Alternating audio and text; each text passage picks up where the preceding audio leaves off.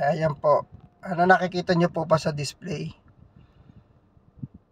RCTA off, tsaka BSM off. So, malamang sa malamang po to, pagka po dinala po to sa saan po sa kasa for checking po, baka malamang pasabihin nila is iwan yung sasakyan, di ba? Pero sa akin parang hindi ko iiwan babantayan ko muna, titignan ko muna. And then malamang sakop din to ng warranty nila kasi system ang nagka-problema, kumbaga hindi naman to talaga ginagawa na yung bang parang sinadya mo. So yung po mga nagtatanong kung ano po yung RCTA off tsaka BSM off, it means to say po kasi is rear cross traffic alert at saka po blind spot monitoring. So nung po tuwi hilas na nakita ko po, nagdadrive po ako tapos nag-pop up siya bigla. So hindi ko man masyadong inintindi kasi syempre nasa NLEX kayo, di ba? Para namang unsafe kung ka pa kung ano yun.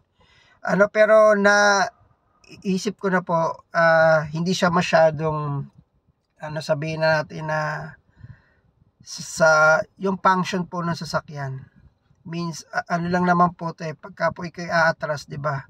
Rear cross traffic alert. Ibang mag-a-alarm lang siya. Tapos yun naman pong isa na blind spot monitoring system is naman po ang purpose niya, 'di ba?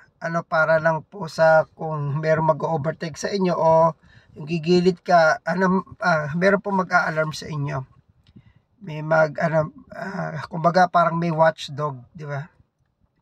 So ngayon tignan po natin. Sana po doon sa mga mahilig mag-brand wars ng mga sasakyan, Japanese car, American car or Chinese, di ba? Sana wag din nating siraan kasi hindi naman po lahat yan is perfecto, di ba? Yung Yaris Cross po natin na HEB is meron na pong magwa 1 year na po siya. 1 month na lang magwa 1 year na. Ayun, so nagka-clock na po siya ng 17,000 kilometer. Itong year na po ito napapasok. So, sana po, maiwasan po natin yung mga brand wars sa sasakyan. Kasi hindi naman po lahat yan is perfecto, di ba?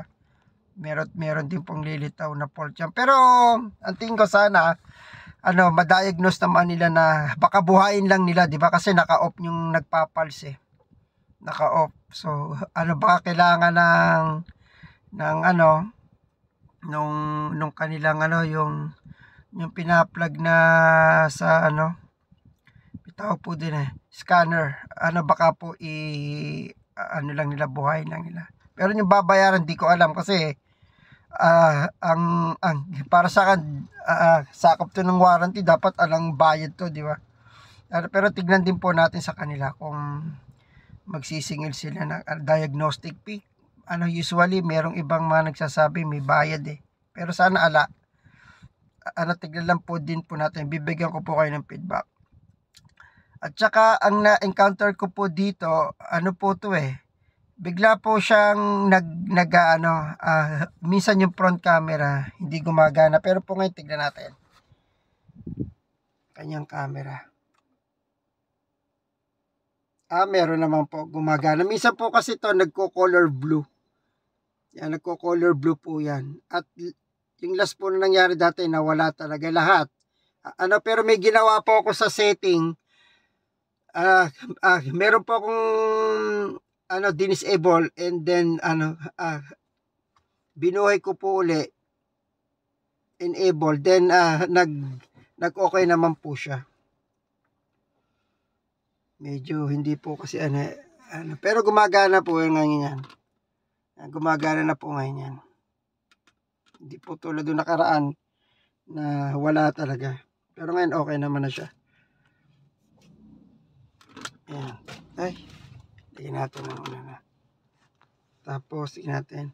At saka napansin ko po dito, hindi po ganong kalinaw ang ang camera na gamit ng Toyota. Parang mga 280 pixel pa rin to. Unlike nung iba, naka HD na, mga 1080p, tapos yung namang iba, parang 4K na po. Ito po hindi pa po. Ayan. Okay guys, maraming salamat po. Nabigyan ko po kayo ng feedback later. Salamat and good night.